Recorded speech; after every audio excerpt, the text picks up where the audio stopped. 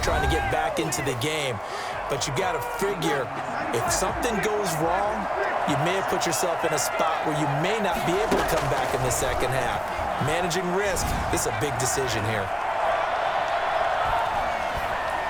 And they finally get to him as he's taken down. Now we'll get a quick timeout called by New Orleans, number 2, as they stop it here with just under 40 ticks to go in this first half.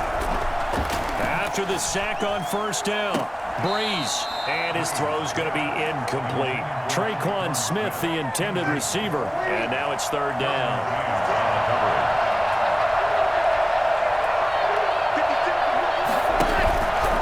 This time they stay on the ground, and they will bottle him up behind the line, and now will they use a timeout? That'll make it fourth down after a loss of 1. Well, they certainly didn't appear to be fired up about their options throwing the football. So, to me, this seems like a case of just kind of taking their medicine there, run the ball, see if they can pick up something. Instead, they were throwing for a loss. On the return, it's King. And he'll get this up past the 25 before he's out of bounds. So we've reached halftime here in Super Bowl 55. So the halftime show of the Super Bowl abbreviated, ready to go for the second half. Both teams ready after the halftime spectacle, and we are back underway in Super Bowl 55. Fielded a couple yards into the end zone, and no return here for Reed. This will be a touchback. Out comes the Chargers as they'll go on offense now to start this third quarter. They built a good first half lead. Now they have a chance to add on to it. And what I'm thinking is that the offensive staff spent the entire halftime just working with them on, here's what we think they're going to do to attack us. And he's by himself, Keenan Allen. You know they pay me extra. And all the way in for a Charger touchdown. Keenan Allen with his third touchdown of the Super Bowl. And the Chargers find a way to stretch their lead. For as big and strong as some of these guys are, especially when you see them in full pads, it is sometimes hard to appreciate how truly fast they can move. That was incredible. And that's the kind of play where you have to kind of catch your breath afterwards. So just give me a second here, because when he shifted into high gear, he was an absolute blur out there. No substitute for speed. We talk about that all the time. The evidence was right there. Now this will make it into the end zone, and we will not see a run back here from Harris.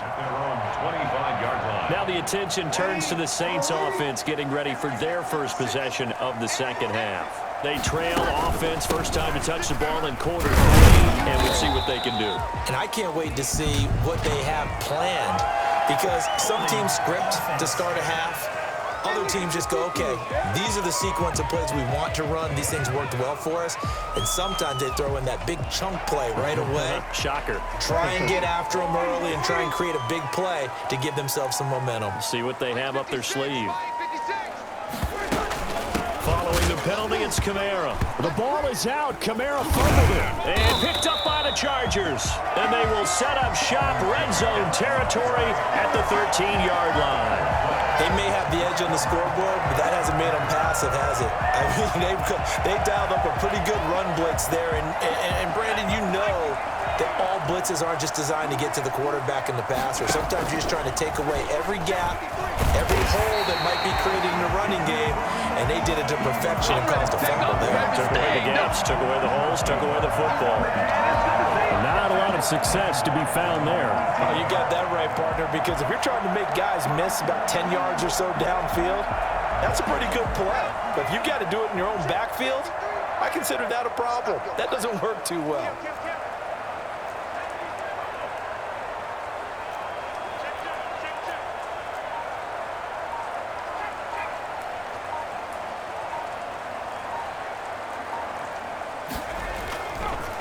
On the ground, it's Eckler. Still on his, and he's in for a Charger touchdown. An 18-yard touchdown run. And the Chargers capitalize on the short field as they take it in for 6. Well, without a doubt, all credit's got to go to the runner. Found his way into the end zone, but the defensive guys just not wrapping up well when they try to tackle him. And that's the thing. You've got to wrap up. A lot of times these days you see guys, they just want to go as hard as they can and throw their body at somebody. That's not old school.